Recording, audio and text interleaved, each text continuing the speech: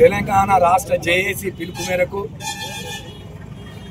యావత్ తెలంగాణ రాష్ట్రం ఈరోజు బంద్ నిర్వహిస్తూ ఉన్నది.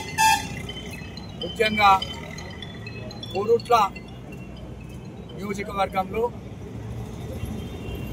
4 మండలాలు, 2 మున్సిపాలిటీలు Korutla, Metpally, Ibrahimpatnam, Mallapur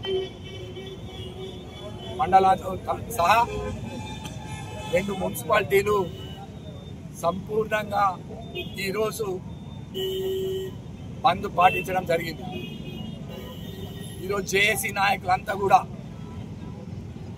CPI, CPM, BSP అన్ని పార్టీలు, ప్రధాన ప్రతిపక్షమైన టీఆర్ఎస్ పార్టీ కూడా మరి మెట్పల్లిలో బంద్లో పాల్గొనడం జరిగింది. ఇది కేవలం మొత్తం యావత్ భారతదేశానికి తెలియజేసే విధంగా బీసీలకు ఎంత అన్యాయం జరుగుతూ ఉన్నది అని తెలిపే విధంగా ఇలా జేఏసీ బంద్ని కూడా బంద్ పెద్ద ఎత్తున కూడా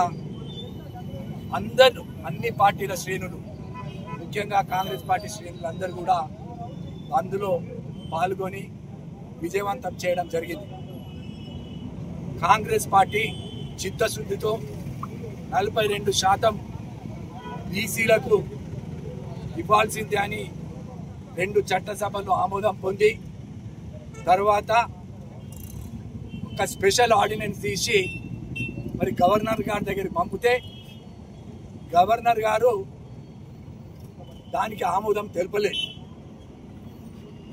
కొన్ని నెలలు కూడా మరి వారి ఆమోదాని కోసం, ఆమోద ముద్ర కోసం పార్టీ కూడా, కాంగ్రెస్ పార్టీ అన్ని పార్టీలు మద్దతు తెలిపినప్పటికీ కూడా అక్కడి నుంచి ఎలాంటి స్పందన లేకపోతే మరి ప్రభుత్వం జీవో 9 ద్వారా బీసీలకు 42% అమలు చేయాల్సిందేనని మరి జీవో ఇస్తే దాన్ని సవాల్ చేస్తూ హైకోర్టులో పిటిషన్ వేసినప్పుడు హైకోర్టు మరి స్టే ఇవ్వడం జరిగింది.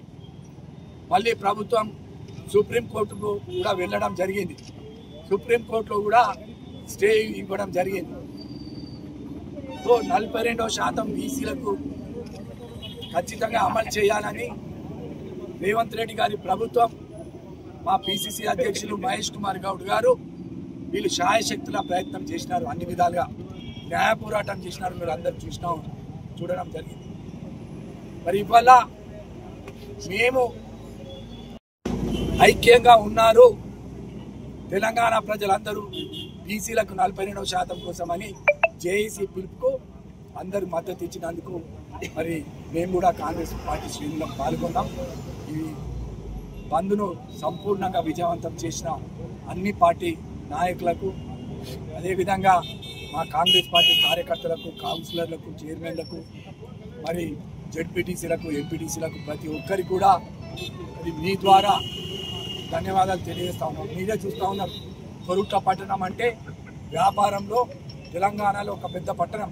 అలాంటి పట్టణంలో కోరుట్ల కానీ, మెట్పల్లిలో కానీ మరి 2 పెద్ద మున్సిపాలిటీలు స్వచ్ఛందంగా కూడా మరి ఇవాళ షాపులు, దుకాణాలన్నీ కూడా మరి బంద్ చేసుకొని బంద్కు వ్యాపారస్తులు కూడా సంపూర్ణ మద్దతు తెలిపినందుకు వారికి కూడా ప్రత్యేకంగా ధన్యవాదాలు తెలియజేస్తా ఉన్నాం.